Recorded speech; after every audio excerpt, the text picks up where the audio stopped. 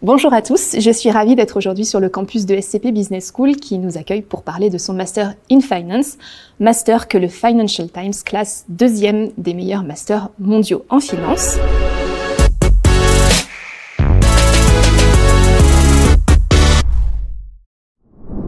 Je suis ravie d'être en compagnie de deux invités pour évoquer ce Master in Finance. Merci à vous deux d'être avec nous aujourd'hui. On va passer ensemble une trentaine de minutes pour évoquer les caractéristiques du programme que vous dirigez et par lequel vous êtes passé. Je vais vous laisser, Philippe et Lucas, quelques minutes, quelques secondes pour vous présenter chacun votre tour. Philippe, peut-être dans un premier temps, si vous pouvez nous dire qui vous êtes. Je suis donc Philippe Thomas, je suis professeur de finance à l'école de Corporate Finance et je dirige donc le Master Finance depuis assez longtemps. Donc j'ai en charge toute la partie académique et l'encadrement pédagogique de ce programme. Et Lucas? Étudiant de la promotion 2021-2022 et du Master in Finance. Auparavant, j'étudiais à Dauphine, où j'ai passé ma licence de gestion et effectué la première année du Master Finance. Avant de venir à l'ESCP, j'ai aussi fait une année de césure, ce qui est assez classique dans le parcours en finance, avec des stages en financement et en equity research. Et le Master in Finance m'a permis de décrocher un summer internship en M&A dans une banque à Londres, qui a débouché sur une offre d'embauche. Et donc, je vais rejoindre cette même banque cet été en CDI. Bon, félicitations à toi. Je pense qu'on va revenir en détail sur ton parcours.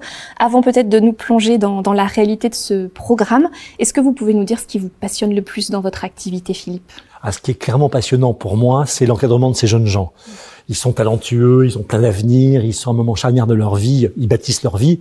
Et vraiment, le plaisir personnel, c'est l'accompagnement de leurs projets, leurs succès, leurs échecs parfois. C'est ce contact à leur côté qui est très personnel, parfois intime, on se connaît bien. C'est vraiment cette dynamique qui est à leur côté et qui est une source de jeunesse et de vigueur constante. C'est rafraîchissant. Absolument. Et vous, Lucas, ce qui vous a le plus passionné dans ce que vous avez fait à ESCP? Ouais, alors dans le master, c'est effectivement les cours qui sont très passionnants, des professeurs excellents, je ne dis pas ça parce qu'il est à côté de moi, et aussi des belles rencontres. C'est aussi un master dans lequel on fait des belles relations humaines, des amis pour la vie, et donc ce sont des beaux souvenirs et une très belle année en fait, en général. Bien, merci. Ça m'a permis d'atteindre mes objectifs aussi, c'est quand même l'essentiel.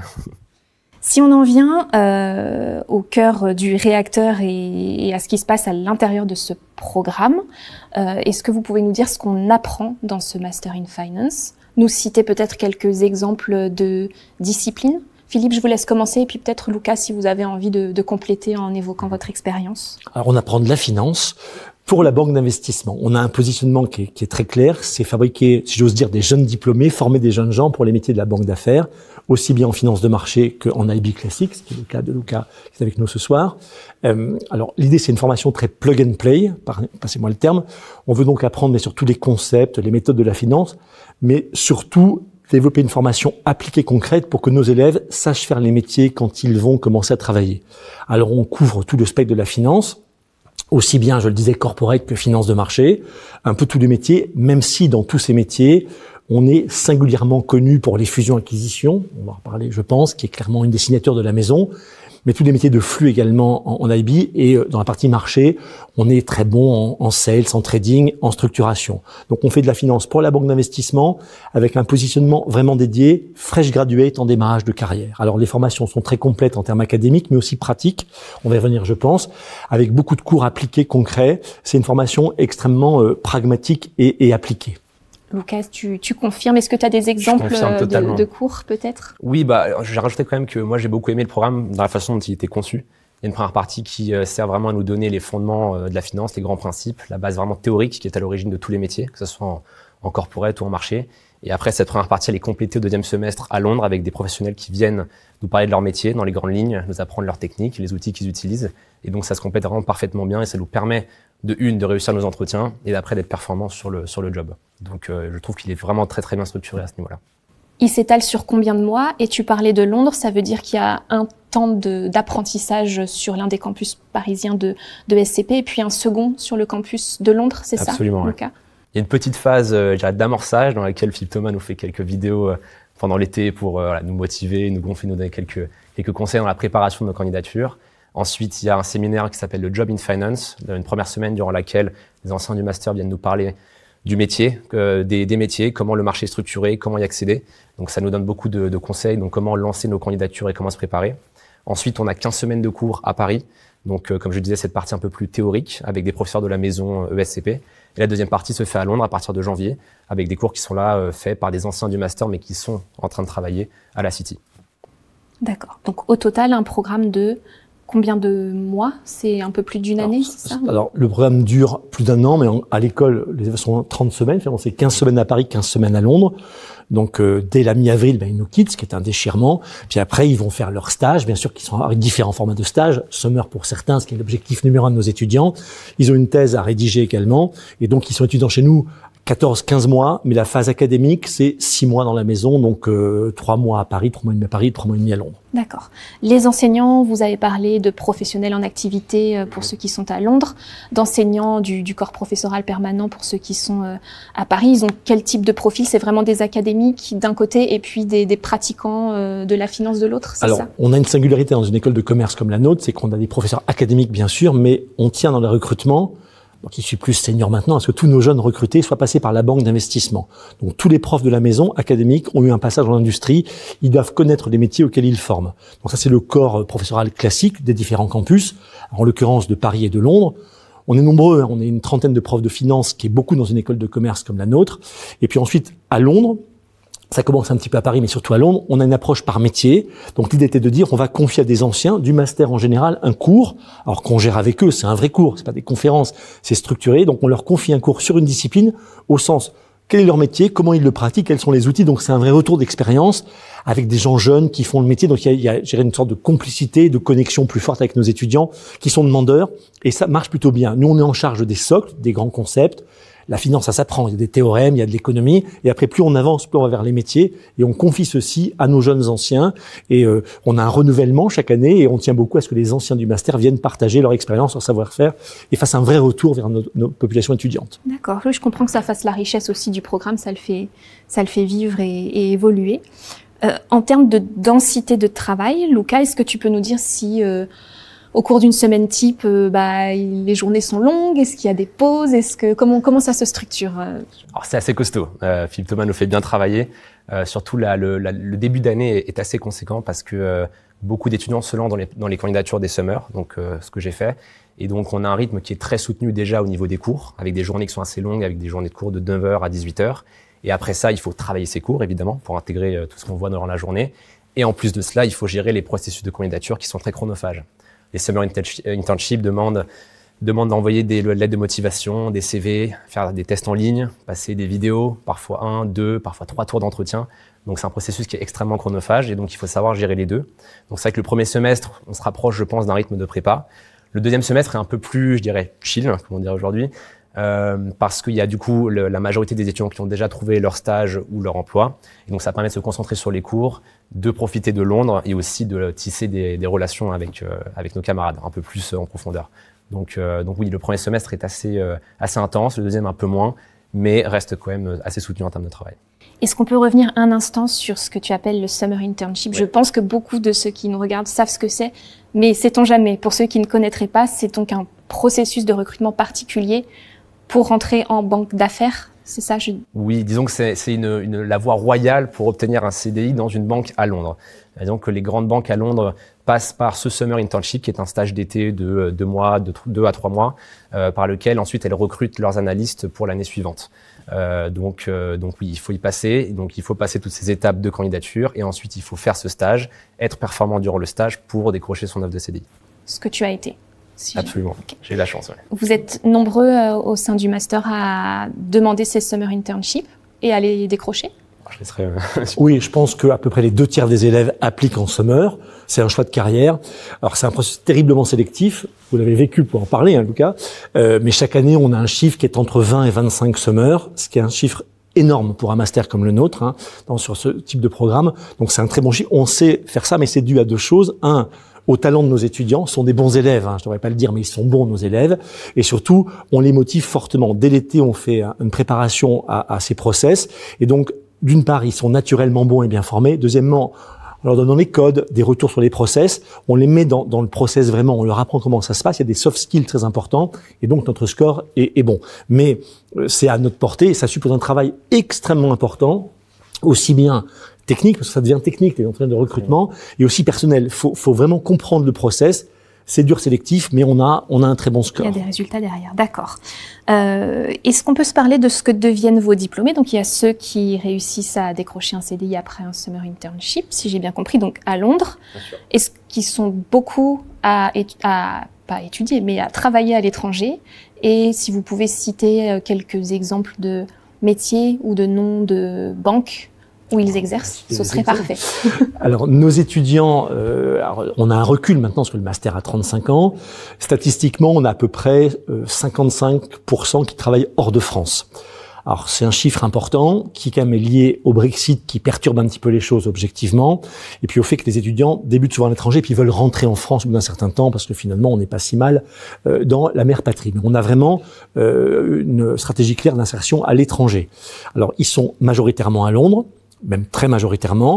On a ensuite un groupe important à Amsterdam, beaucoup de nos élèves belges qui vont travailler à Amsterdam, et après on trouve en Asie, forte implantation à Singapour, un peu moins à Hong Kong, et aux US, même si encore une fois les lois récentes sur l'immigration freinent un peu ce démarrage à l'étranger. Mais c'est vraiment Londres, deux Paris. Paris qui a repris des couleurs en termes de recrutement depuis le Brexit. Alors nos élèves font à peu près tous les métiers de la finance, même si on retrouve dans les jobs qu'ils exercent ce à quoi on les prépare vraiment, à savoir en finance de marché, on en a quand même beaucoup sur 3 métiers, le trading, les sales et la structuration. Et même, je dirais, la structuration, les sales et le trading dans l'ordre. D'autres métiers périphériques, mais c'est l'essentiel en finance de marché. Et la partie IB, je pense que les 2/3 sont en fusion-acquisition, parce que c'est un tropisme de la maison. Également beaucoup en ECM, ou en métier de dette, en leverage finance, agence de rating. Donc on a tous les métiers, mais objectivement, on délivre vraiment sur les gros segments. L'argument pour nous est de se dire, on forme les jeunes gens là où il y a du recrutement, objectivement. Donc on suit beaucoup les process de recrutement et la demande des banques, et on les oriente vers ces métiers en question. Ok, la proximité avec les banques, elle est réelle, donc non seulement parce que vos enseignants sont en partie des professionnels en activité, mais est-ce qu'il y a d'autres moyens pour vous d'être en contact avec ce milieu? Est-ce que, je sais pas moi, vous sollicitez des professionnels pour leur demander des inputs sur certains cours ou... Clairement oui. Alors, je vais prendre cet exemple parce qu'il est vraiment déterminant et important. D'abord, on a le retour de nos étudiants. On les écoute beaucoup parce qu'ils font la scolarité, ils partent en stage et on a des discussions avec eux et on a un enrichissement énorme du programme par leurs remarques en disant faut développer ceci, ça on l'a déjà vu. Donc chaque année on ajuste. Il y a vraiment un retour très important de leur expérience et j'insiste surtout de leur stage. Et quand on les voit à la fin du programme pour leur soutenance de thèse, c'est une partie de la discussion et on remonte beaucoup d'informations essentielles.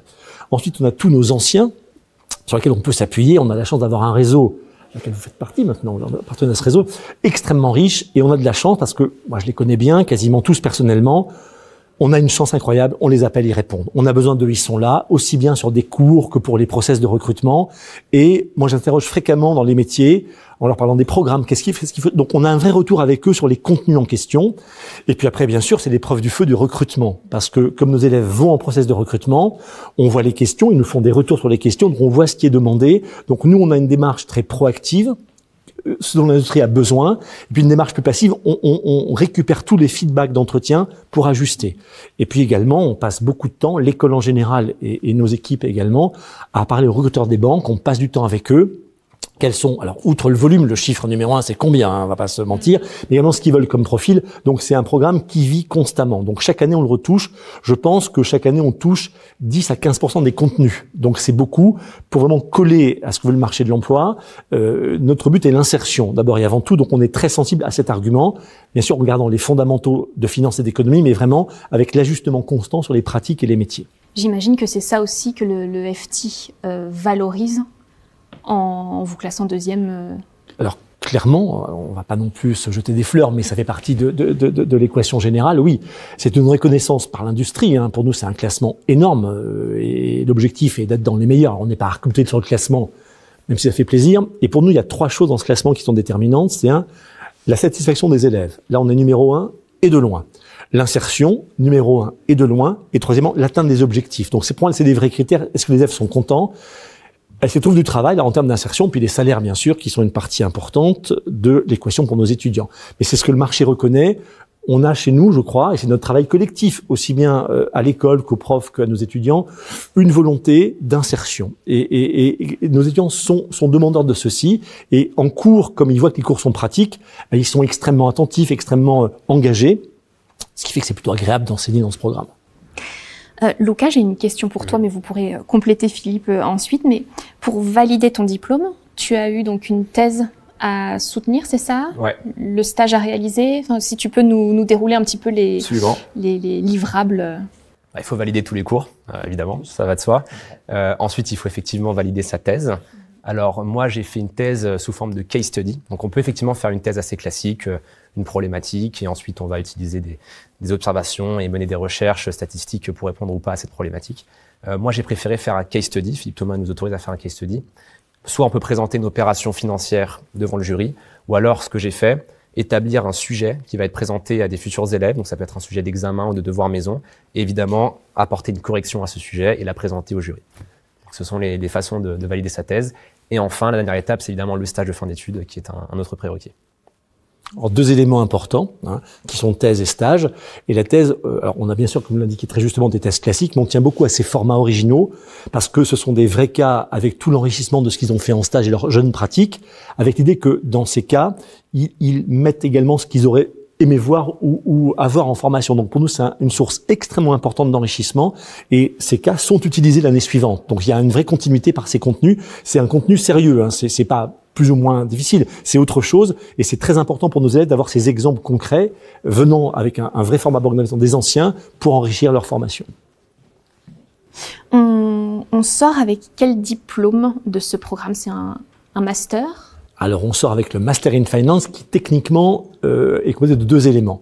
D'abord, on délivre depuis maintenant 2 ans un grade de master universitaire, donc c'est un master universitaire classique, qui est donc un diplôme de management assez avancé, donc un master universitaire. Et en plus, il y a un diplôme d'école qui est le MSc in Finance. Donc il y a 2 diplômes, le master classique universitaire et le diplôme d'école, tout ça formant le Master in Finance. Et c'est techniquement, c'est un point important, un diplôme de niveau Bac plus 5, donc c'est un master, sachant que nos élèves ont à peu près, allez, je vais dire, aux 2 tiers déjà un master, alors d'école, d'université, ingénieur ou autre, et pour un tiers, ont un bachelor en 4 ans où on fait une très bonne université et ont un M1 avec une belle césure. Donc on a un recrutement ouvert au profil, mais c'est un master au sens Bac plus 5, et donc souvent nos élèves ont 2 diplômes Bac plus 5 à la fin. D'accord.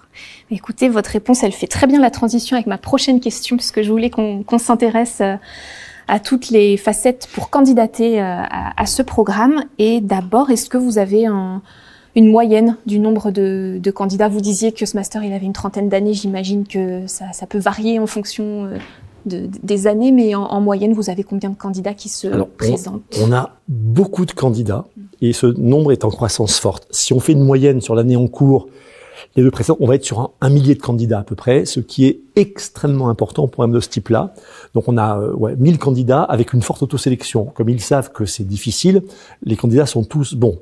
Et donc la sélection, elle est compliquée. On l'a fait en y passant un temps fou, mais un temps normal et mérité. Alors on voit tous les dossiers un par un, et on est plusieurs à le faire. On les voit tous 2 fois, on y passe des journées entières. Et surtout un point important, moi je vois à l'oral tous les candidats. Je pense qu'il faut avoir un oral. Je veux tous les voir parce qu'on choisit mutuellement. Donc on y passe un temps important, mais ça me paraît absolument essentiel. Donc une grosse phase de sélection sur un millier. Donc on a un taux de sélection qui est extrêmement élevé. Enfin, le taux de notre millier est faible par rapport au nombre de candidats. Mais on part sur un millier, même si pour l'année en cours, on sera au-delà et largement au-delà. D'accord. Avec un nombre de places, du coup, que vous pouvez moduler un petit peu ou qui est fixe? Notre objectif, c'est 2 choses. C'est assurer un groupe avec une cohésion, un groupe où il y a des relations personnelles et un groupe où il y a un esprit, ça fait un peu vieille France, mais de classe et de fraternité. Moi, j'y tiens vraiment pour en parler, mais pour moi, c'est important dans l'équation. Et après, il y a le job market. Donc, idéalement, on est sur des promotions de l'ordre de 90 élèves avec un peu de géométrie variable. Parfois, on est plus, parfois, on est moins.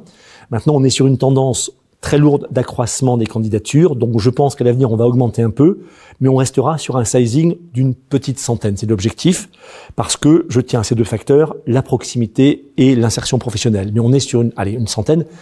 Alors, encore une fois, si on avait une année, on a déjà vécu beaucoup de candidats de grande qualité, on pourrait monter un peu plus, sous réserve que le marché de l'emploi puisse répondre à la fin. Moi, j'ai une obsession comme eux, c'est qu'ils trouvent du travail. Donc, c'est le critère numéro 1 pour nous. Vous disiez tout à l'heure qu'il y avait des profils variés, passés par différentes écoles, avec déjà des masters peut-être en poche. Vous, Luca, est-ce que vous pouvez nous faire un petit rappel de votre parcours universitaire et qu'est-ce qui vous a décidé à candidater pour ce Master in Finance? Oui, alors moi j'étais effectivement à Dauphine. J'ai fait ma licence de gestion et j'avais compris déjà en L3 que je voulais m'intéresser à la finance. Donc j'ai fait le Master en finance qui est très réputé également à Dauphine. Et après, pourquoi je suis pas resté à Dauphine? J'ai trouvé que le Master in Finance à l'ESCP correspondait mieux en fait à mes attentes pour mon projet professionnel, qui était de partir à Londres.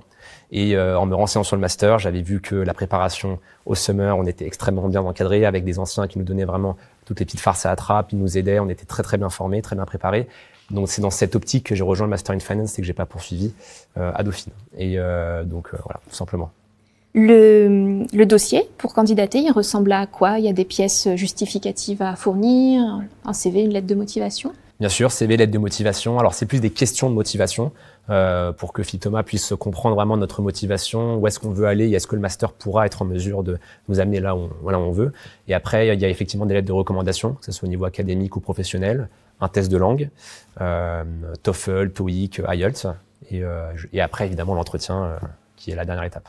Donc, l'entretien auquel vous conviez quand même une partie des candidats que vous avez sélectionnés sur dossier. Absolument. Donc, on a le dossier qui nous est remis. On fait donc une admissibilité sur dossier. Donc là, si on part sur un sizing de 1000 candidats, on va en voir sur une année à peu près 300 à l'oral. Donc, ce qui est un énorme chiffre, mais j'y tiens vraiment beaucoup encore une fois. Et après, il y a l'entretien, donc qui est tonique, qu'on conçoit comme un entretien de recrutement. Donc, c'est bienveillant par nature chez nous, mais c'est tonique. Le but est de vérifier si on correspond au projet du candidat, s'ils pourront suivre chez nous, s'ils collent à nos valeurs et si on pense qu'il y a devant nous un potentiel important. C'est comme un recrutement. Et donc après l'entretien, on prononce l'admission et donc on va admettre, avec 90, une petite centaine d'admis chaque année. D'accord. Est-ce qu'il y a des questions quand même qui sont susceptibles de tomber un peu systématiquement si on veut aider ceux qui postulent là en ce moment? Alors, oui, il y a une question, parce qu'on commence avec celle-là, c'est de leur dire quel métier vous voulez faire et pourquoi. Ce qu'on veut, c'est qu'il y ait de la maturité. On sait que c'est un gros investissement à tout point de vue. Et comme on veut qu'il y ait un retour sur investissement, il faut qu'on soit clair dès le début quel métier vise le candidat. Alors bien sûr, quelqu'un qui a fait une très bonne université, une école de commerce avant, a une trajectoire très précise, il y a un métier très très précis, élaboré. D'autres, qui ont fait Sciences Po, qui ont une vision plus large, ont un champ de métier. Donc on va adapter à chacun des candidats l'attente en termes de métier, de projet, mais il faut vraiment une trajectoire, une feuille de route. L'idée est que on saura les accompagner, je tiens beaucoup à ce terme, et est-ce qu'ils vont pouvoir suivre, et est-ce que chez nous, ils auront un accès au métier visé. Quelqu'un qui dit je vais être trader, qui sait pas me dire ce que c'est qu'un trader et qui sait me dire pourquoi, c'est pas sérieux. Donc on pense qu'il faut vraiment qu'il y ait une certaine maturité, mais encore une fois, on l'adapte au profil du candidat. Quelqu'un, on l'a, qui est pharmacien, faire de la finance, il connaît moins les métiers, mais il me dit moi je vais être en pharma, pour de la banque d'affaires en pharma, ça prouve une connaissance. Donc ça, c'est un axe qu'on va explorer. Quelqu'un qui a fait une école de commerce qui me dit je veux faire des FUSAC, mais je sais pas ce que c'est pas possible. On doit avoir une maturité, sachant que nos élèves ont fait des stages très précis, ils ont des projets très matures et très avancés en général. Tu as quel souvenir, toi, Luca, de ton entretien d'admission? C'était plus une discussion. Effectivement, c'est vraiment une discussion avec Monsieur Thomas pour essayer de comprendre effectivement si on est assez mature et on a bien réfléchi à notre projet. Et, non, j'ai le souvenir d'une discussion très très fluide et agréable. C'était pas vraiment un entretien avec des questions pour nous piéger. C'était vraiment comprendre qu'est-ce qu'on avait fait dans notre vie, qu'est-ce qu'on a d'intéressant en fait à raconter, et est-ce que en tant que recruteur, cet étudiant m'intéresse ou pas, et est-ce que je vais réussir à le placer. C'est un peu comme ça que Philippe Thomas, je pense, raisonne. Et donc voilà. C'est bienveillant, ça peut désarçonner parce qu'on n'arrive pas à le décoder, mais c'est pas le but de mettre en difficulté un candidat. C'est pas le sujet, c'est vraiment de discuter avec lui, avec elle, de son projet et de ce qu'on pourra faire ensemble. Tu l'avais préparé d'une manière spécifique en amont ou pas? Alors j'avais évidemment appelé des anciens du master pour avoir quelques conseils, ça va de soi. Mais après non, c'était vraiment j'avais fait en sorte que je sois extrêmement clair sur mes intentions et mon projet et ce que j'attendais du master, tout simplement. Conseil, être soi-même à cet entretien. Et être soi-même, oui, absolument. Et ne pas tricher sur son CV, parce que Philippe Thomas va bien regarder et mettra le doigt là où ça fait mal. 30 ans de métier. Est-ce que vous avez le calendrier des candidatures en tête? Est-ce qu'il y a un moment où il est trop tard pour postuler dans l'année? Est-ce qu'il y a plusieurs temps où c'est possible de le faire? Alors on a 3 vagues de concours chaque année. Une première vague en janvier, une autre en avril-mai, puis une autre en juin. On peut candidater quand on veut. On applique les mêmes critères de recrutement sur les différentes vagues de sélection, ce qui fait qu'on a un peu de flexibilité sur l'effectif total, mais on ne dira pas non parce qu'il n'y a plus de place. C'est pas le sujet. On applique les mêmes critères. Parfois, on est un peu moins. 82 dans certaines promotions, 93 dans d'autres. Donc, on a les mêmes critères sur les 3 vagues. Il n'y a pas d'ordre, il n'y a pas de conseil spécial. Simplement, on dit aux étudiants, plus tôt vous êtes fixés, plus tôt vous pouvez bâtir votre projet. Quelqu'un qui appliquerait chez nous, qui serait pris, c'est sécurisé. Quelqu'un qui applique, qui n'est pas pris, il faut qu'il puisse rebondir ailleurs. Et donc, si on applique tardivement en juin, c'est plus compliqué. Mais c'est plus pour nos candidats que pour nous. Nous, il n'y a pas de critères discriminants et ce seront les mêmes critères appliqués à chacune des vagues. Et la rentrée, c'est septembre pour tout le monde. C'est fin août pour tout le monde, dernier lundi d'août, et on a une préparation durant l'été, 4 samedis matins, on est passé à 4. Donc, durant 4 samedis matins, en ligne, on parle recrutement, on prépare les étapes, de manière à ce que quand ils arrivent chez nous, tout soit prêt. Que ce qu'il faut, le kit pour appliquer, soit prêt dans la poche, la besace du candidat pour démarrer l'année. Est-ce qu'il y a un entretien dont vous avez un souvenir particulier? J'aime bien avoir une petite anecdote ou quelque chose, un candidat qui vous a particulièrement marqué? Alors, je donnerai pas de nom, mais oui, certains m'ont marqué. Alors, certains par une assurance incroyable, ou certains, alors, ou dans un sens, vraiment, ça le fera pas, et on voit que c'est un peu catastrophique, ou d'autres, on a un talent qui est devant nous, et on se dit la trajectoire sera très belle. Et on s'en souvient parfois. Des étudiants, je me souviens vraiment, je dirais rien pour aujourd'hui, bien sûr, mais de l'entretien d'origine et de ce qui s'est passé ensuite. Il y en a qui sont marquants par l'énergie, par la conviction. Il y a des gens incroyables. Moi, j'ai vu des candidats qui viennent parfois d'horizons improbables, mais qui ont remonté toute l'échelle sociale pour y arriver, qui ont bossé comme des dingues, et vous vous dites bravo. Alors parfois, bien sûr, le milieu fait qu'ils sont peut-être moins bons, qu'ils n'ont pas les codes, mais on doit leur tendre la main, ceux-là.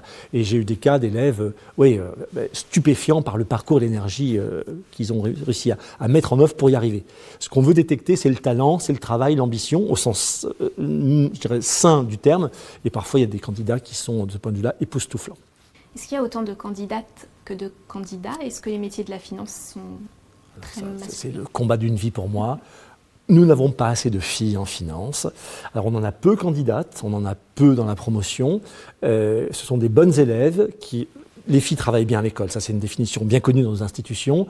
Elles intéressent les recruteurs, elles ont du talent, donc je dis aux filles candidater.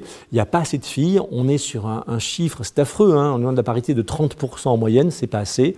Et c'est une bagarre personnelle, mais on a pas assez de filles candidates. Donc les filles candidates sans hésiter une seconde.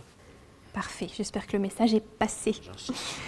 Une petite question un peu prospective peut-être sur les métiers auxquels vous préparez. Est-ce qu'il y a des transformations importantes que le secteur de la finance est en train de traverser et que vous scrutez de très près, que vous anticipez? Est-ce qu'un diplômé dans 5 ans aura par exemple besoin de skills qui seront un peu différents de ceux d'aujourd'hui, ou c'est différent c'est pas la même approche, enfin c'est pas cette approche-là qu'il faut avoir. C'est une vraie question, un vrai sujet. Alors si l'industrie est très stable par ses métiers, on vend du service et du flux du conseil. Ça revient la même chose, les instruments ont beaucoup évolué. Donc on voit des choses comme l'automatisation, comme l'intelligence artificielle qui interviennent. On sait que ça occupe une place importante, ça change un peu les métiers. Ça les change marginalement pour l'instant, donc nous on est à l'écoute, c'est l'évolution des outils dans les banques, et donc nous on doit former à ces outils, c'est le retour que nous font nos diplômés sur les pratiques.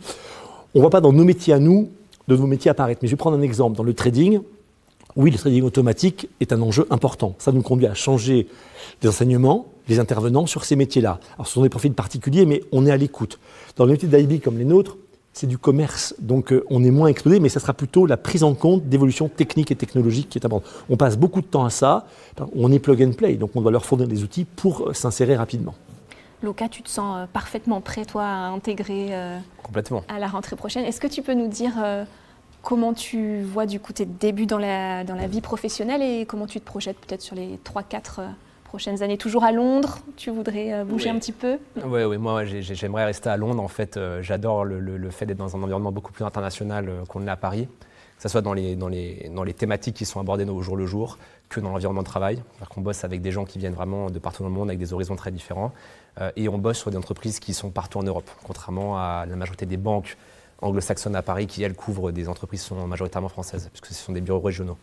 Donc ça m'a évidemment fait vibrer durant l'été et j'ai hâte de retrouver cela l'été prochain. Et après, je pense que c'est vraiment la courbe de progression dans ce métier qui est hyper intéressante. On apprend vraiment à travailler de façon efficace, respecter des deadlines, parfois très difficiles à tenir, bosser avec différentes personnes, avec des façons de gérer les relations sociales parfois différentes. Donc c'est un environnement où on progresse énormément, à la fois sur le plan humain et sur le plan technique. Et on apprend plein de choses aussi sur l'entreprise qui façonne notre monde. Donc j'ai hâte de commencer cet été.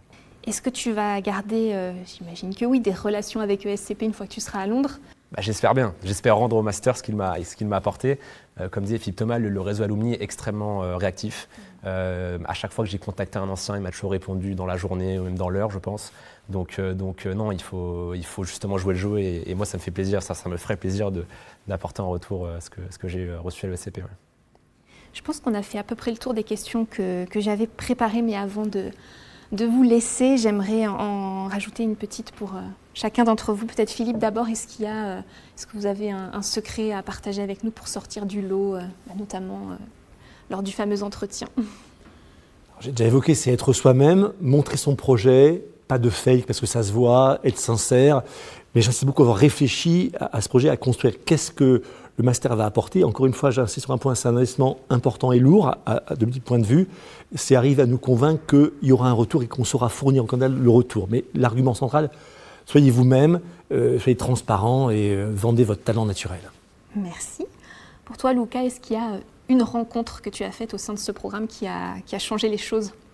Une rencontre, c'est difficile de résumer le master à une rencontre, mais c'est plutôt plusieurs rencontres et c'est les étudiants avec lesquels j'ai partagé des bons moments, des étudiants avec lesquels on s'est vraiment entraidés. Il y a une super dynamique en fait d'entraide et de cohésion au début de l'année pour les processus de candidature et aussi au niveau des cours. Et après, du coup, on tisse des vraies relations humaines avec ces personnes-là et donc je me suis fait des amis pour la vie. Donc ça, je pense que c'est quand même aussi essentiel quand on intègre un master comme celui-ci. Et merci Philippe, merci Luca d'avoir répondu à mes questions et merci à vous d'avoir regardé cette vidéo. J'espère que vous avez toutes les réponses qu'il vous fallait et je vous souhaite une très belle candidature à ce Master in Finance et une très belle continuation.